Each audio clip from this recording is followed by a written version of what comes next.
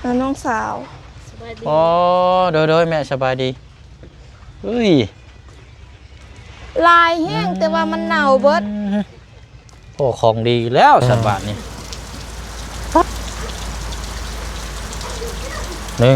2 3เป็นเงินเป็นน้องเนาะอยู่ได้เมื่อวานนี่นะเมื่อวานได้เงิน3 ล้านกีบเฮ้ยเมื่อคืนนี่สิบ่ถูกเลขสบบาทนี่พี่น้องเอ้ยอันนี้ตอนบางเทื่อบางทีว่าจะได้โชคใหญ่อีกก้อนนึงก็เป็นไปได้เนาะตามหมู่แช่งมองเห็นนี่ยังมีอีกอยู่น้องป๊อบนี่ยังมีอีกอยู่พี่น้องตามหมู่แช่งความคิดนี่ยังมีอีกอยู่ก็คือเจ้าคิดว่าแม่นยัง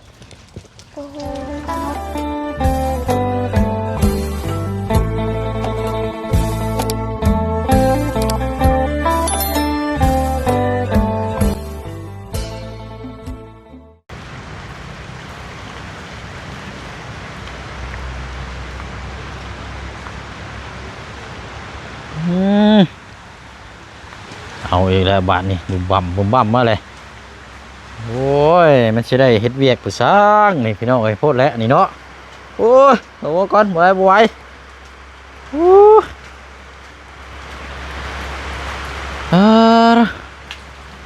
โพดแล้วนี่เนาะคักเอาแน่ได้ล้อนี่ฟ้าฝนอากาศนี่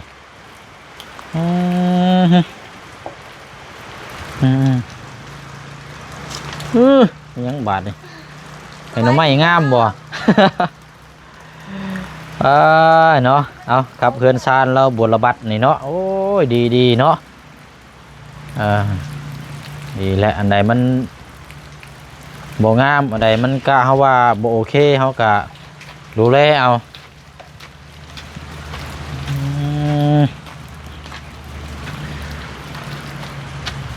โอ้เนาะก็ถือว่าไม่ถอกขอกตานี่ก็ไว้เป็นระเบียบเพียบห้อยมื้อนี้วันอย่างมื้อนี้เนาะ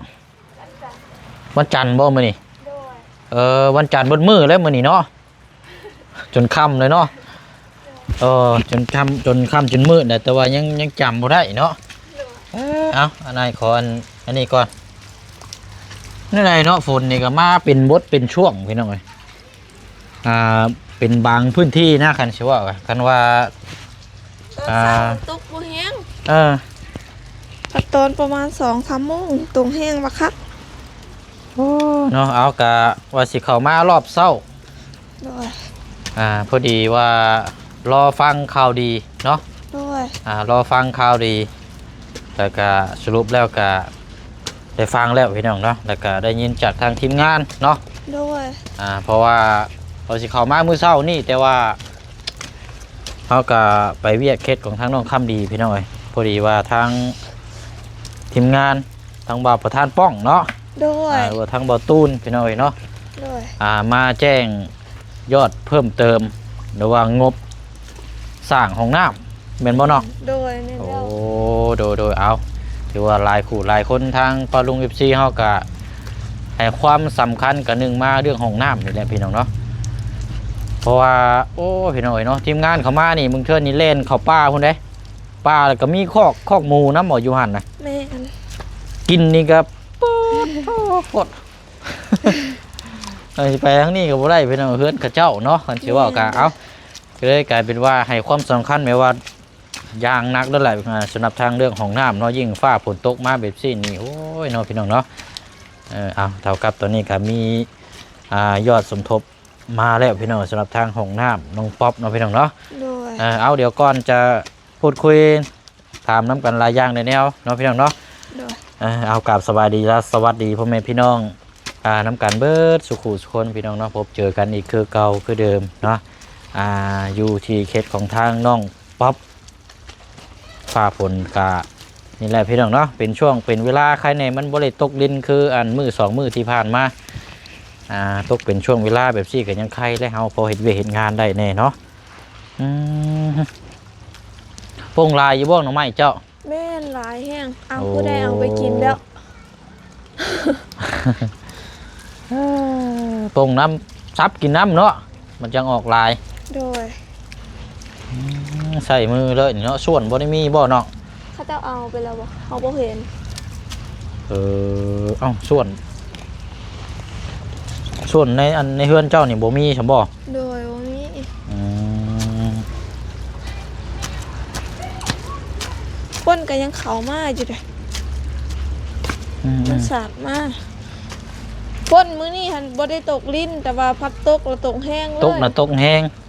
ตกมาแบบเป็นบดเพิ่นฮ้องว่าผลมาเป็นบด แม่น คันผลมาแบบนี้นี่ก็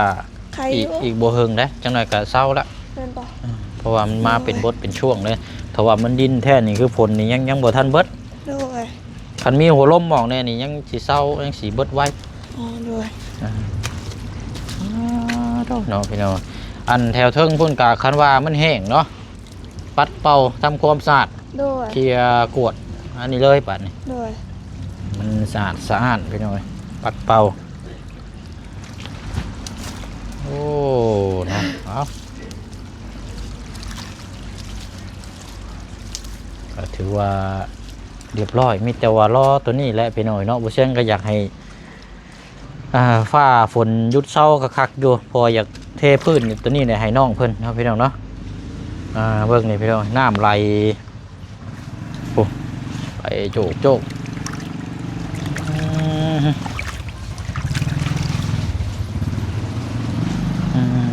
ปุกยังชาน้องอันนี้นะปุกยังในผ่าถุงนะ บ่มีหยัง ป้าไว้ซื้อบ่ โดย อ๋อ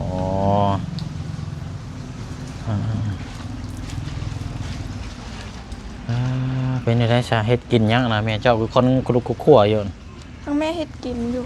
เราเห็นยังนะ ก็ยังบ่ทันได้ไปเบิ่งค่ะ โอ้แม่งว่าต้มแกงหน่อไม้อีกบ่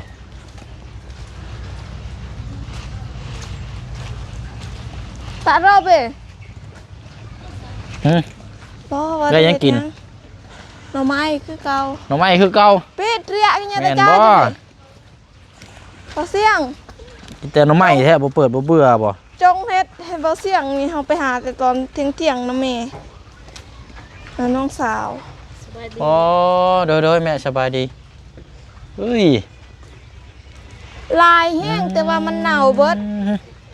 โอ้ของดีแล้วสบายนี่ป้าโทขอลมก่อนแม่นนี้มันสิเบิดช่วงมันเนาะ โดย โอ้นี่ไผไปหานี่นะ ก็ทั้งแม่แล้วก็น้องๆนํแล้วก็ค่อยเพราะว่าเฮาก็จะกินหั่นน่ะ โอ้ ก็ได้กินอยู่แล้วก็จงให้ทางช่วยอ้ายนํ โดย แต่ว่าเน่าเบิดคันบ่เน่านี่ลายแห้ง อันน่ะมันฝนตกเลยเนาะ โดย ฟ้าฝนตกมื้อเช้านี่เห็นน้องๆเพิ่นหาบขายอยู่แต่ว่ามันเปื่อย โดย บ่เช่นก็อยากอยู่เฮ็ดนี่มันหากินยากแต่ว่ามันเปื่อยนะก็เลยบ่เอา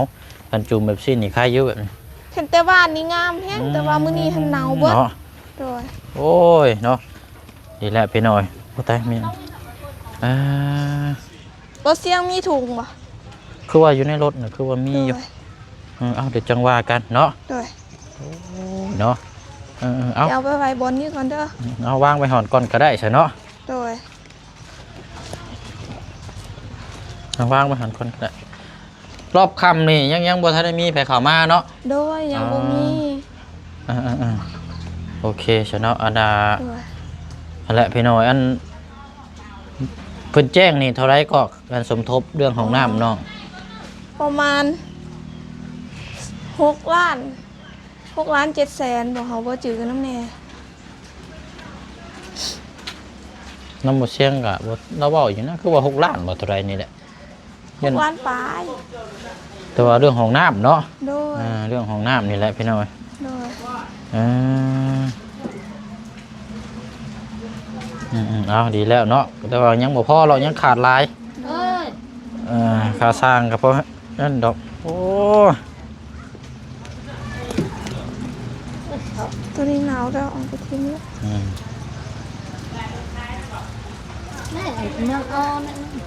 เห็นกระเจ้าหาคายได้นี่เฮ็ดนี่ แม่น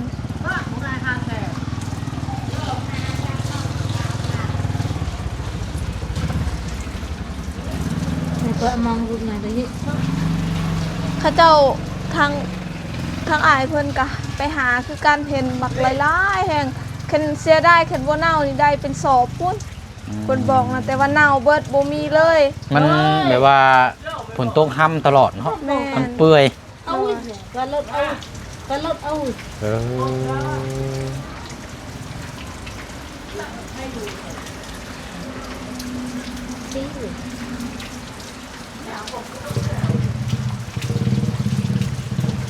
โจมมันน่ะเตียงเข้าไปข้างในอีกได้บ่เนาะ จมไปทางไหนทางนี้ เอาว่าเข้ามองกลางอีกนิดนึงได้ อ๋อได้แต่ ไอ้ ว่า สิ เมื่อวานมาซื้อเนี่ยเขารู้สึกนักเอากันเลยป่าอยู่นี่ เพราะมันยันอาจสิตั้งกล้องอยู่นี่เห็นนะ โดยได้ อาจสิตั้งกล้องอยู่นี่แหละอันน่ะอาจสินั่งพูดคุยเพราะว่าเป็นเทิงเฮือนเนี่ยว่ามันมืดสิดอกเนาะมันยังบ่มีไฟอยู่ โดได้ เดี๋ยวโจมเดี๋ยวโจมคนละข้างก็ได้มาโจม ปีกลาง โจมยับเข้าไปนี่นะอีกหน้อยหนึงนี่นะ โดย ลุบ กลาง ฝนก็มาเดี๋ยวเจ้าโจมรถครับแม่เจ้า นักเลยบ่เสียง ส่งอ๋อทุก โอ้ยนักแห้ง เอาได้แล้ว เอา มาจกชิลิตะผากบ้านี่แหละ ใช่อึ๊บโอ้พูดดีนี่เนาะพอปูเฮ็ดให้ลูกไผ่กะป่วยน้อยผู้ดีแบบนี้ ได้แล้วบ่ ได้แล้ววันนี้ได้แล้วโอเคแล้วเนาะเอาพี่มานั่งพี่ข้างหน้าพี่ก็ได้ ได้ไปได้เถอะ นั่งนับกันพี่ละเดี๋ยวจะได้ถามมันแหละพี่น้องเอ้ยเบิ่งเด้อมันว่าเฮาบ่ยับโต๊ะเขาแล้วมันสิเปียกเลยพี่น้องเอ้ย ข้างในเลย ให้เจ้ายับมาอีกก็ได้น้องป๊อปยับมาพี่ก็ได้แม่เจ้านั่งข้างไปละ เอาไปไหนไป ยับมาอีก เอาไปไหน นั่นแหละ ตามอันนั้นเลย บ่ได้เข้ากล้องนานได้นี่เนาะจนลายกันเราก็ ใช่จัง ไปพูดไปพี่น้องเอ้ยโอเคได้ละเบิ่งเด้อ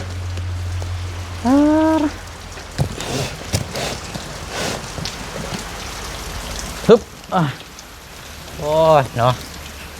เอาก่อนอื่นก็ได้พี่น้องเนาะสบายดีพี่น้องน้ำกันอีกเนาะสำหรับทางแม่น้องป๊อปแล้วก็ทั้งพ่อครอบครัวหรือว่าทั้งปาลุง FC เฮาน้ำกันอีกรอบหนึงเนาะพี่น้องเนาะเพราะว่าเคสน้องป๊อปนี่ก็ถือว่าเป็นอีกเคสหนึ่งที่พี่น้องให้ความสนใจแล้วก็จนบ้านเฮือนซานนี่ละซ่องจนสำเร็จแล้วก็แล้วไปอีกขั้นตอนหนึงเนาะมีแต่ว่ารอแต่ขึ้นไปนอนอย่างเดียวบัดนี้เนาะ โดย ขึ้นไปนอนอย่างเดียวแล้วก็ตามนั้นแล้วบัดนี้บ่เสียงก็สิถามนั่นน่ะแบบว่าขึ้นเฮือนขึ้นอย่างนี้เพิ่นมีหยังแน่เนาะบ่ได้ อ๋อวันนี้มีหยังนอกจากข้าเจ้าอธิษฐานแล้วก็ห้องเพลงคือกัน แต่ว่าสิห้องเพลงแบบห้องเพลงพระเจ้า โอ้ ก็มีแต่สัมพันธ์แล้วก็เขามีหยังเขาก็กินตามห้องเขามีตามเขาได้ แต่ว่าอาหารการกินนี่กินตามเฮามีเนาะ โดย ผูกแขนนี่บ่ได้แล้วเนาะ บ่ได้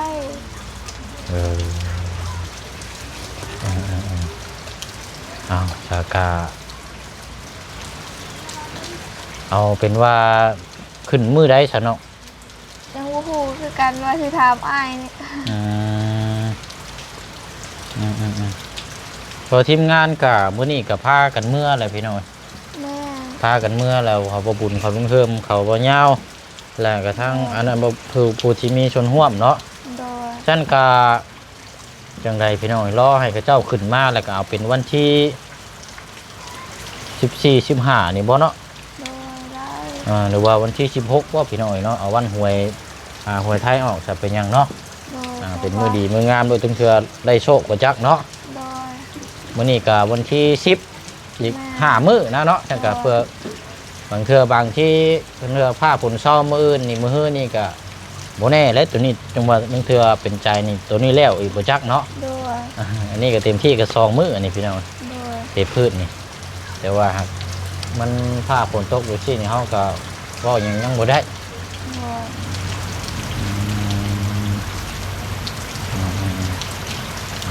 เนาะมีแต่ว่า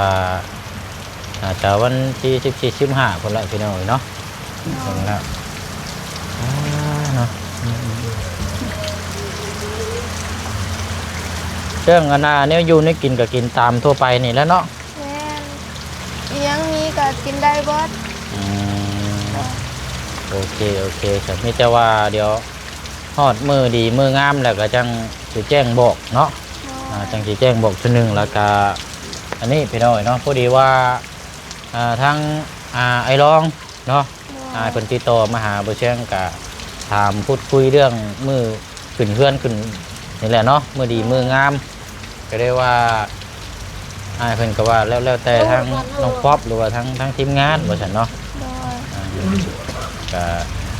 เห็นได้พี่น้องเมื่อขึ้นเมื่อดีเมื่องามกับมิแต่ว่าเฮาสิมาแสดงความยินดีนำเอาทั้งน้องป๊อปเพิ่นทางครอบครัวมีแนวให้พี่น้องเนาะทางบ่เชิงก็มีคือกันใส่เล็กบัดรถขึ้นบ่โอเคเอา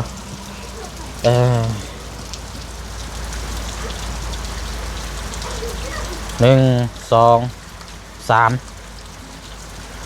เป็นเงินพี่น้องเนาะเงินสด3 ล้าน3 ล้านกีบเนาะอันนี้ก็เป็นเงินของทางไอ้รองเพิ่นฝากมาให้ใหม่พี่น้อยเนาะ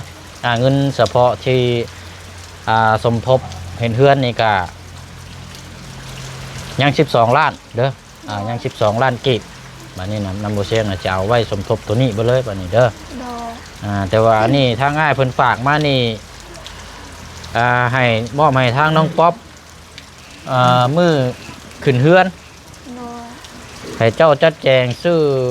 เนี่ยอยู่นั่งกินหรือว่าซื้อน้ำซื้อในอันนี้เกิดขึ้นอยู่น้ำเจ้าอันนี้เด้อหรือว่าถ้าบ่มีรถไปหรือว่าจังไรกะเจ้าก็จังแจ้งบอกทางทีมงานอีกทีนึงเนาะแต่ว่าอันนี้นั่นทางง่ายเพิ่นมอบให้แล้วนะเด้อนั่นก็ให้เจ้าจัดแจงหรือซื้อน้ำซื้อในหรือว่าตามจุดประสงค์ของทางครอบครัวไหนเนาะไหนมันดีมันงามได้ไหมเด้อ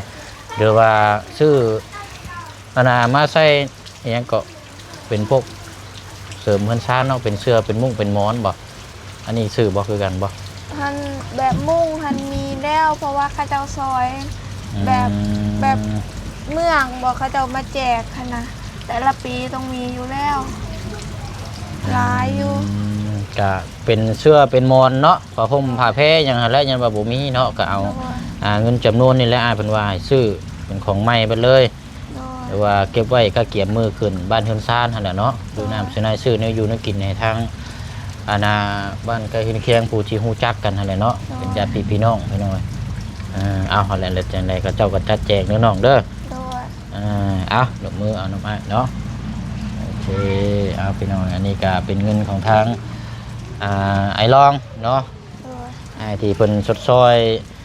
งบค่าสร้างแล้วก็เป็นไม้ฝาเชล่าเนาะแล้วก็ล้อที่เทพื้นนี่แหละพี่น้อยเนาะไอ้เพิ่นก็ถือว่าซอยลายเนาะพี่น้องเนาะวันนี้ก็มีแต่ว่าเฮารุ่นรอเบิ่งมือดีมืองามมือขึ้นเฮือนหั่นแหล้วเนาะก็จะไว้นี่แหละพี่น้อยก็ไว้นี่แหละอีกบ่นานขึ้นรออาจเผื่ออาจจะบ่ฮอดวันที่16หรอกพี่น้อยเบิ่งก่อนจะไว้นี่แหละเพราะว่าเฮือนก็แล้วอะไรก็ยังว่าอยากง่ายขึ้นมาอยู่แล้วก็เราตื่นตัวดุมที่ก็จังเฮาจังค่อยว่าที่ตามเบิ่งน้ำกันเนาะ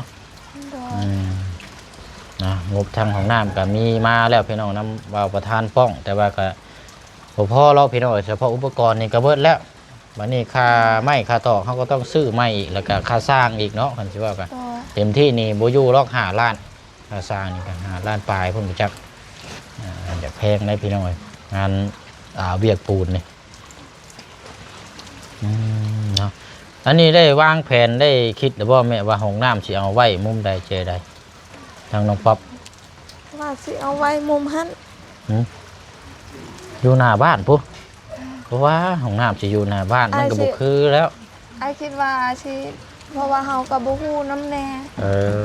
แล้วก็อยากให้เจ้าอ้ายซอยแนะนำว่าสิเฮ็ดทางได้ดีเพราะว่าแบบเฮาบ่ฮู้แบบเฮาบ่เคยหั่นน่ะคันว่าสำหรับตัวบ่เชียงนี่เคยสร้างมาเคยซอยมาแต่ละครอบครัวเนาะถ้าว่าอยากให้ดีสุดนี่ห้องน้ำนี่บ่อยากเอาไว้หน้าบ้านเอาเป็นหลังบ้านดีกว่าเนาะหรือว่าข้างบ้านแต่ว่ามุมสิเป็นห้องน้ำนี่เป็นมุมนั่นซะดีสุดโดยมุมหันก็ได้มุมท้ายสุดนะพี่น้องมุมท้ายสุดหั่นแหละ เอาใส่ติดกับแลนเลยก็ได้แล้วก็เฮากับขุดท่อหั่นประมาณจัก2แถวก็ได้เฮ็ดหม่องเก็บน้ำอยู่ในหั่นเลย โดย น้ำซึมเวลาเฮาอาบน้ำหรือว่าซักเสื้อผ้านะแพ้นี่ให้มันลงไปในท่อหั่นเลยเฮาแยกเฮ็ด2ท่อนะพี่น้อง โดย ถ้าเฮาบ่เฮ็ดนานๆหม่องเก็บน้ำนี่มันสิไหลมาเสียนึง โดย เปื้อนบ่แล้วแถวนี่ ได้ เฮ็ด2ท่อเอา โดย หรือว่า แต่มันก็งามคือกัน เพราะว่าหม่องคันว่าอนาคตคือหม่องข้างๆนี่คือบ่เชียงให้ทางผู้สร้างเพิ่นเพื่อไว้นี่ก็คือหานถึง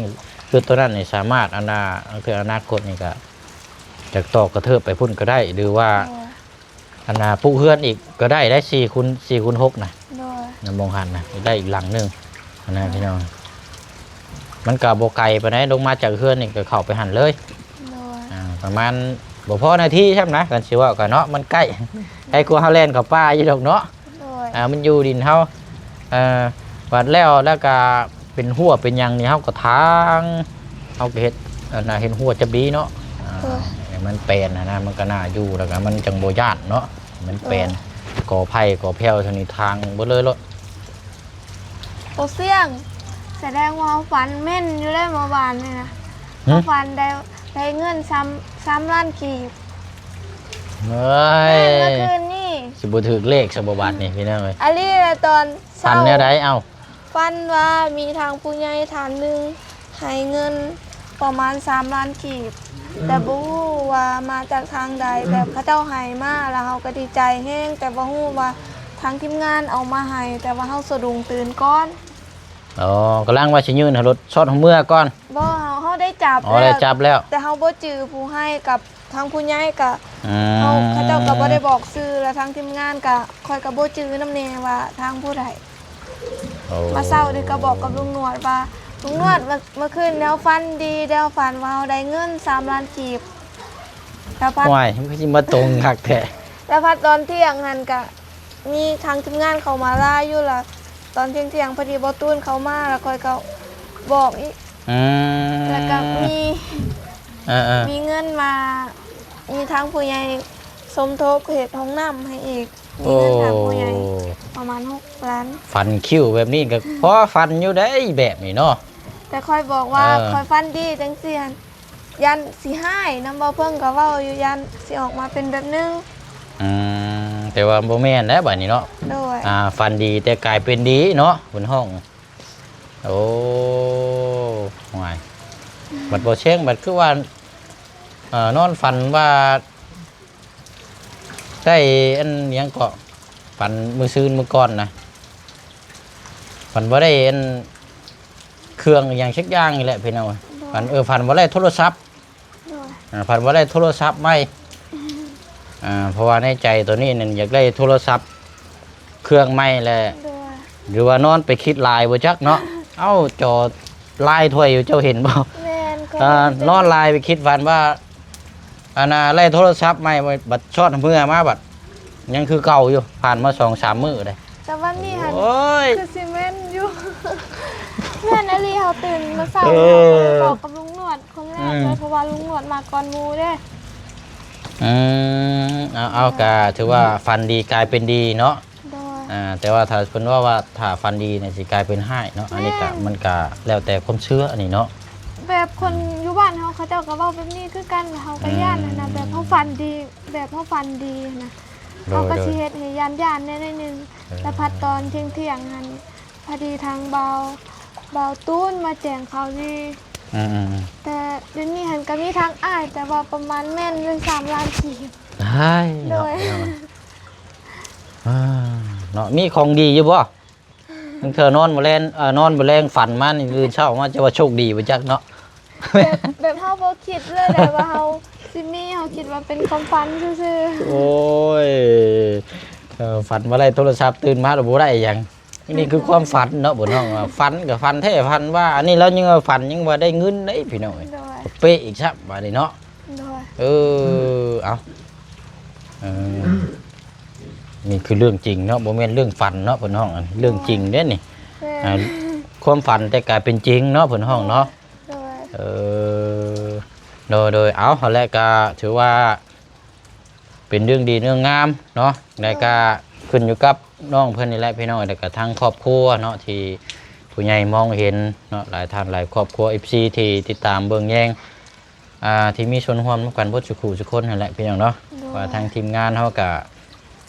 แต่ละคนนี่ก็ผลักดันเต็มที่พี่น้องเนาะพาฝนตกมาห้องมานี่โอ้รถค่าอย่างกระทึกกระน้องก็ถือว่าแบบเต็มที่น้ำหน้างานนะพี่น้องเนาะแต่ว่าบางคนบาง FC บางที่เพิ่นบ่เข้าใจในเพิ่นว่าเฮาเฮ็ดเวียกเฮ็ดดินเฮ็ดหัวนี่ก็ยากเนาะพี่น้องเนาะก็ทางทีมงานเฮานี่ที่เฮาฮู้กันอยู่แก่ใจก็คือเฮาสุดสำหรับสุดที่เฮาซอยแล้วนะพี่น้องเนาะเอาก็นี่แหละพี่น้องก็ยินดีกับทางน้องเพิ่นอีกเทื่อนึงเนาะเพราะว่าความสำเร็จนี่ก็สิแม่นว่าตัวบ่เสียงนี่ก็บ่แม่นเนาะขึ้นอยู่กับพี่น้ำน้องคือบ่เสียงเว้าหั่นเนาะถ้าบ่มีพี่น้องปาดุง FC ที่พักหลันเบิ่งแยงให้ความสำคัญกับทางน้องเพิ่นนี่ก็ความสำเร็จนี่ก็บ่เกิดได้พี่น้องเนาะเพราะฉะนั้นก็นี่แหละพี่น้องเนาะขอมุกขอบใจทางปาดุง FC เฮาที่พักหลันก็เบิ่งแยงทางน้องเพิ่นเนาะจนได้มีเฮือนมีซ่านก็ต่อไปอาจจะมีห้องน้ำหรือว่าเทพื้นอย่างต่างๆเนาะเอากระบ่ได้เนาะพี่น้องเนาะบุญน้องเพิ่นอาจจะ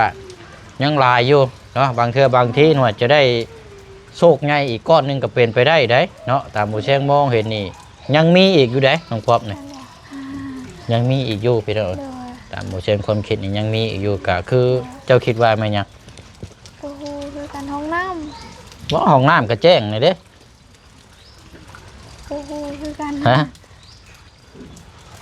มีได้ผู้แช่งคิดว่ามีพี่น้องต้องมีมาแต่ว่าบ่ฮู้ว่าสิซ่าหรือว่าสิเร็วเนาะห้องน้ำนี่ก็ฮู้น้ำกันแล้วนะพี่น้องจะบ่ฮู้หรอบ่เนาะพี่น้องเอากะให้อ้ายเฉลยก็ได้เนาะแต่ว่าสิซ่าหรือสิเร็วนี่ก็บ่สำคัญในบ่เกี่ยวอันนี้เด้อก็คือยานพาหนะยานพาหนะว่าเข้าใจจักว่าแม่คือจักว่ายานพาหนะแม่ก็เข้าใจเข้าใจหนึ่งเราเข้าใจเอาเนาะเพื่อไว้ไปมาหาสู้หรือว่าเวลาเจ็บไข้ได้ป่วยคันมันมีของเฮาเองเนี่ยมันก็สบายกินออกแล้วยังก็รถว่ะแม่นว่ารถจักรนั่นแหละพี่น้องเนาะคนห้องว่ายานพาหนะเนาะยานพาหนะขับเคลื่อนร่างกายเขาหรือว่าที่ไปมาสู้ไปเวียกงานต่างๆนั่นแหละเนาะอันนี้ก็เพราะว่าเจอต่อไปนี่นะถ้าว่ามีรถจักรหรือว่ามียานพาหนะในกะน้องเพื่อนอาจจะไปเวียนงานปกติได้บัดนี้พี่น้องเนาะแล้วก็ถ้าว่าบ่มีตัวนี้ก็ลำบากอยู่เนาะคือกับโมบันมาซื้อนี่บอกทั้งแมวหันเพิ่นกินเฮ็ดแล้วเพิ่นไปเฮือนหมูเฮ็ดแล้วหมูหันเผาเฮ็ดแล้วเพิ่นกะหมูทั้งหมูกับบ่ฮู้คือกันก็เลยให้แม่กินแล้วแม่ก็กินแล้วบัดนี้เราเบื่อเฮ็ด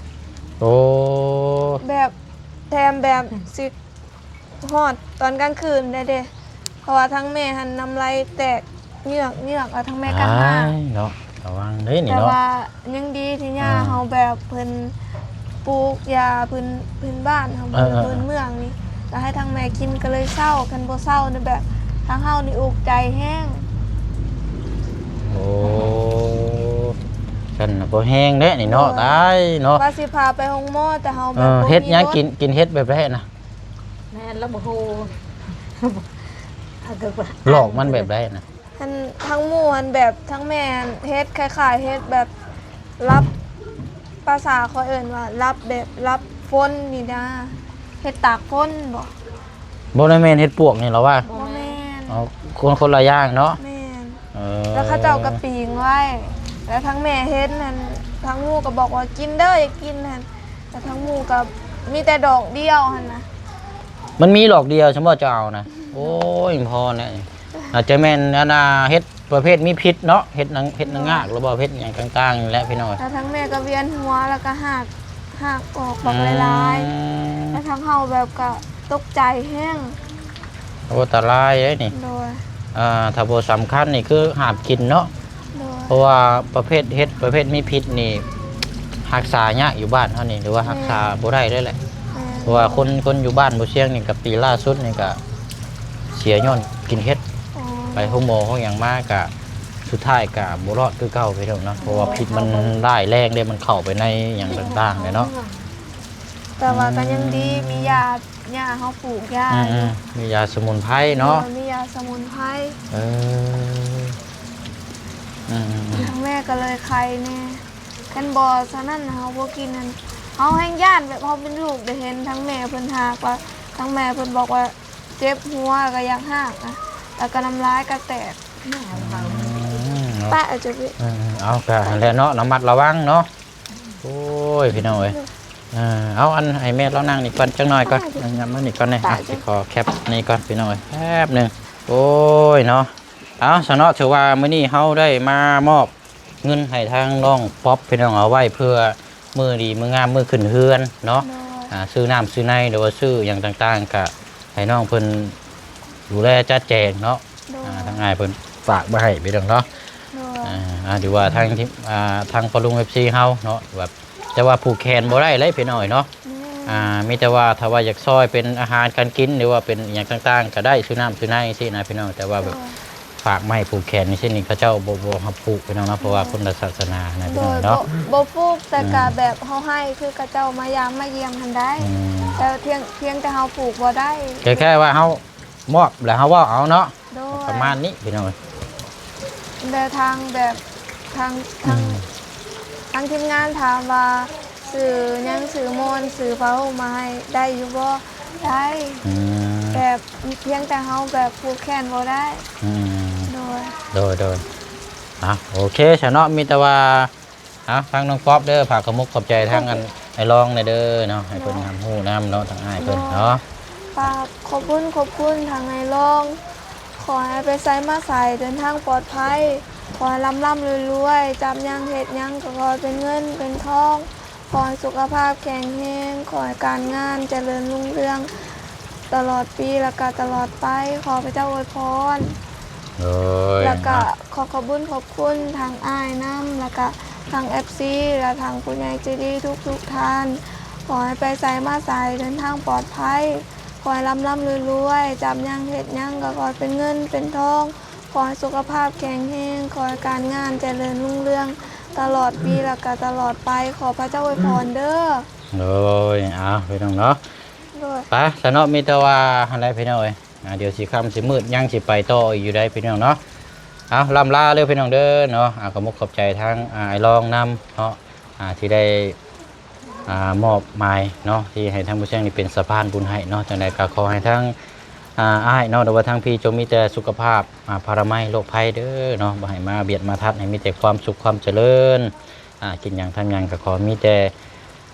เป็นเงินเป็นคำเนาะพร้อมครอบครัวอยู่ทางต่างประเทศเนาะตลอดปีและตลอดไปเวียกงานธุรกิจการทางประกอบใดๆก็ขอให้มีแต่รุ่งเรืองเจริญก้าวหน้าเด้อเนาะเนาะอะไรเนาะยังไงก็เดี๋ยวมาติดตามเบิ้งน้ำกันเรื่อยๆแล้วพี่น้องเนาะทั้งมือเป็นเรือนซานเพราะว่าตอนนี้ก็ยังระบุยังบ่ทันได้อยู่แต่ว่ามอบเงินในทางน้องเพิ่นเอาไว้มือขึ้นเรือนซานและซื้อจะแจงพี่น้องเนาะไปลำลาก่อนบัดนี้เด้อเอาไปพี่น้องเนาะนี่แหละโอ้เอาได้ของฝากอีกขอบใจเฮ็ดปวกเนาะได้ของดีพี่น้อยหรือว่าได้ของฝาก